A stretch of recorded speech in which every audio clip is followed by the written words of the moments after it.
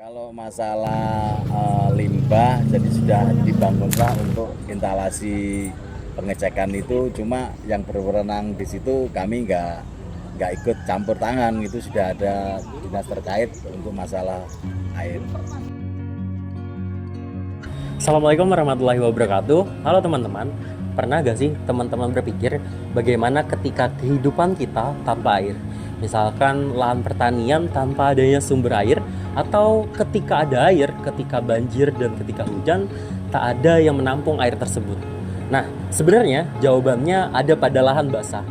Ketika kita biasanya berpikir atau mendengar terkait sungai, danau, atau rawa sebagai lahan basah alami, kali ini ada Embung Sidodadi di Banjarbaru sebagai lahan basah buatan yang tentu dibuat oleh manusia sebagai fungsi sosial masyarakatnya. Dalam video kali ini kita akan membahas bagaimana sih karakteristik dari lahan basah buatan Embung Sidodadi ini dan bagaimana regulasi pemerintah bisa mendukung keberlangsungan bagi ekosistem lahan basah buatan ini. Maka dari itu, simak penjelasannya.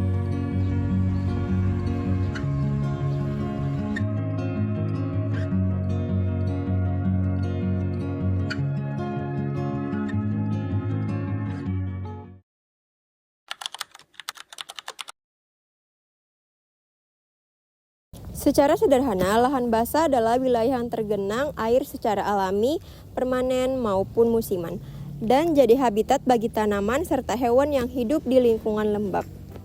Sementara lahan basah buatan adalah lahan yang dibentuk manusia seperti embung, kolam, atau kanal untuk menampung air, mencegah banjir, dan juga sebagai tempat rekreasi. Nah, Embung Sidodadi ini merupakan jenis lahan basah buatan yang awal mulanya berasal dari guntung atau genangan air yang terus digali, lalu dimanfaatkan sebagai kolam penampung air, menjadi tempat wisata baru dan spot pemancingan bagi warga sekitar. Airnya cenderung tenang, berwarna agak keruh karena sedimen, dan di sekelilingnya sudah diberi beton. Vegetasi alami di pinggir embung sebagian sudah diganti tanaman hias, tapi masih ada area yang ditumbuhi rumput dan semak lembab, yang jadi tempat hidup serangga dan burung kecil. Selain sebagai ruang rekreasi dan tempat memancing, embung ini juga berfungsi penting menahan limpasan air saat musim hujan agar tidak terjadi genangan di sekitar permukiman. Meski bermanfaat, ekosistem embung ini tetap rentan terhadap berbagai ancaman seperti pencemaran dari sampah dan limbah rumah tangga, proses sedimentasi yang mengurangi kedalaman embung, serta tekanan aktivitas manusia seperti pembangunan di sekitar area tepi, yang mana kalau dibiarkan fungsinya sebagai penampung air bisa berkurang dan kualitas lingkungannya menurun.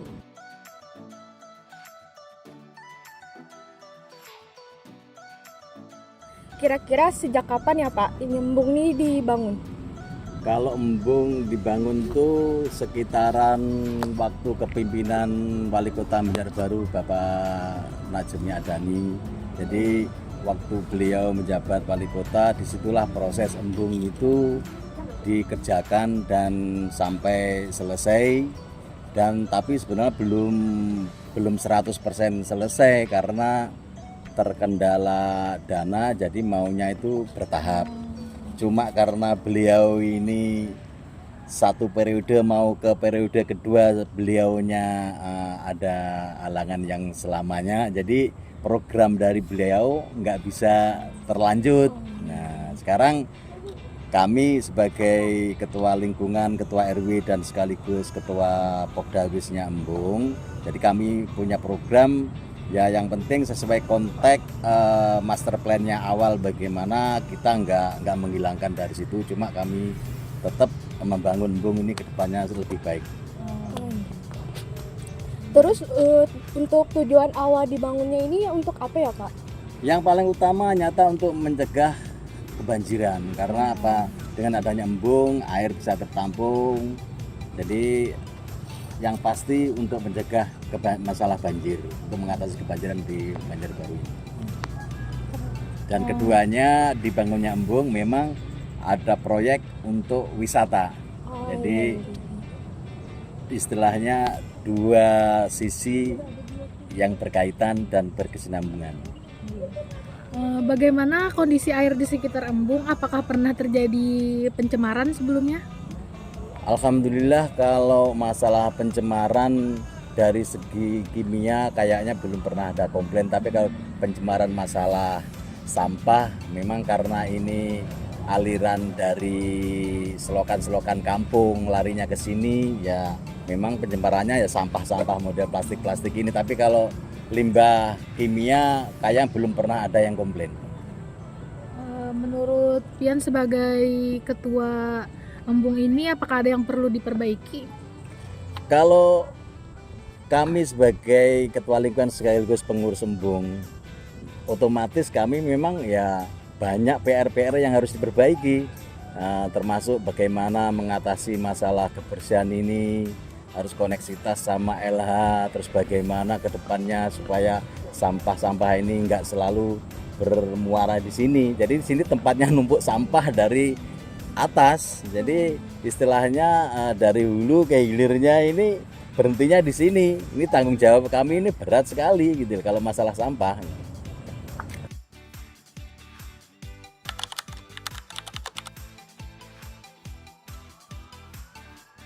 Di Indonesia sendiri, peraturan yang mengatur mengenai lingkungan lahan basah buatan ada di Peraturan Menteri Lingkungan Hidup dan Kehutanan Nomor 5 Tahun 2022.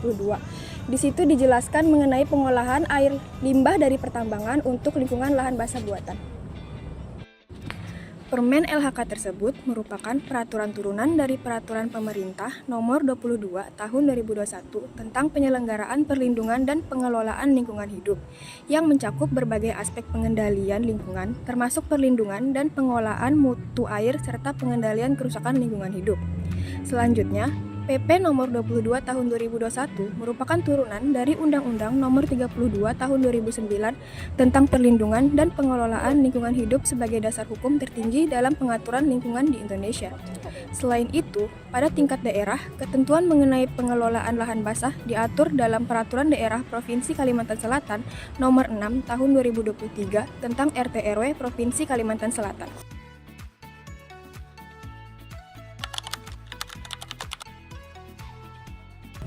Program pemerintah terkait lahan basah Embung Sidodadi di Banjarbaru bertujuan untuk menjaga kelestarian dan fungsi embung sebagai pengendali banjir, penyedia air irigasi, serta sarana rekreasi bagi masyarakat. Embung ini diresmikan oleh pemerintah Kota Banjarbaru pada akhir tahun 2017, disertai dengan program pelepasan sekitar 12.000 benih ikan sebagai upaya menjaga keseimbangan ekosistem sekaligus mendukung kegiatan wisata memancing. Selain itu, pemerintah juga melaksanakan program pelestarian lingkungan melalui pembersihan rutin dan pengelolaan kualitas air agar embung tetap bersih, indah, dan berfungsi secara optimal. Ya otomatis program dari pemerintah karena ini yang dipakai kan juga punyanya pemerintah. Kalau dia membangun sifatnya permanen berkaitan dengan embung, otomatis ada kaitannya sama pemerintah. Kalau nggak ada program pemerintah, ya nggak bisa. Apakah embung ini dijadikan tempat wisata atau sekedar kayak tempat santai-santai aja, Pak? Dari proyek awal itu memang ya itu tadi kita pencegahan banjir. Kedua memang sudah ada proyek kedepannya itu untuk wisata. Jadi makanya dengan ada program ke arah wisata itu terbentuklah Pokdarwis Embung Sidodadi. Nah, kebetulan kami sebagai pengurusnya. Jadi kami ini masih merintis. Jadi embung ini tersedia dan terbangun belum 100%. Masih Jadi, proses ya, Pak? Dulu kita kelilingin ada safety-nya. Jadi ada pagar yang sifatnya kalau anak kecil main nggak takut jatuh. Jadi sampai itu kan belum terbangun karena memang belum selesai. Jadi belum selesai ini. Apa harapan Bapak terhadap pemerintah dalam mengelola bendungan ini? Kalau harapan kami memang ya tetap sesuai konteks awal dibangunnya embung. Memang selain untuk menjaga kebanjiran, keduanya memang untuk wisata. Wisata ini diperlukan fasilitas penunjang dan sarana. Jadi kami menginginkan sarana dan prasarana serta fasilitas yang terkait dengan wisata ya bisa terbangun supaya wisata itu dapat berjalan dan dapat dilaksanakan dan masyarakat di lingkungan kami ini bisa menikmati dengan UMKM-nya. Mungkin ke depannya ada masukan atau pemasukan untuk Pemko melalui apa nanti parkirnya atau apa, ini selama ini memang belum terkelola karena kami masih tahapannya step by stepnya kayak itu. Teman-teman, dari perjalanan singkat kita di Embung Sidodadi Banjarbaru, dapat kita ketahui bahwa lahan basah buatan bukan hanya infrastruktur buatan manusia sebagai penghias lingkungan saja, tetapi ia punya peran sentral dalam menjaga keseimbangan lingkungan dengan makhluk hidup di sekitarnya. Ia juga punya kontribusi secara ekonomis bagi kelangsungan kebutuhan manusia di sekitarnya. Terima kasih sudah menyaksikan video ini, semoga bermanfaat. Dan wassalamualaikum warahmatullahi wabarakatuh.